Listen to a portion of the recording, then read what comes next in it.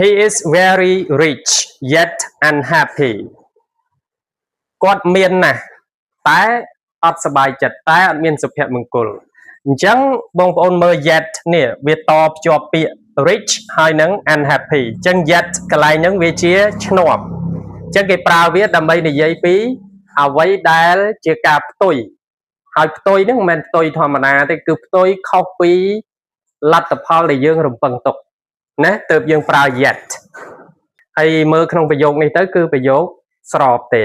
អូខេ She is very poor yet happy នាងក្រណាស់តែមានសុភមង្គលតែសប្បាយចិត្តហេអញ្ចឹងដល់ពេលដែលយើងគិតថាធម្មតាក្រវាអត់សប្បាយចិត្តទេមែនទេប៉ុន្តែជាក់ស្ដែងទៅជាសប្បាយចិត្តទៅជាមានសុភមង្គលវិញអូខេអាហ្នឹងលក្ខណៈដែលយើងប្រើ yet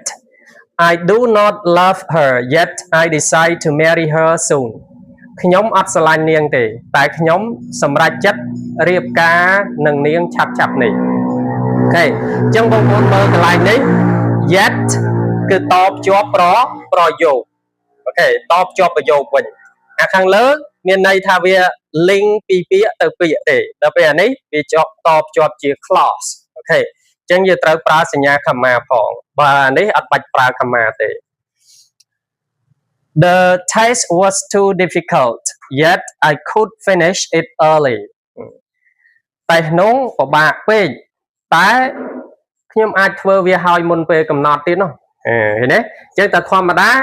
តែតេស្តពិបាកធ្វើអត់ងាយហើយមែនទេប៉ុន្តែជាក់ស្ដែងគឺធ្វើឲ្យមុនពេលកំណត់អញ្ចឹងហើយគេប្រើ yet ដើម្បីនិយាយពី unexpected result in contrast មានន័យថាផ្ទុយ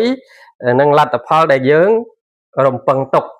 ខុសពីការរំពឹងទុករបស់យើងនឹង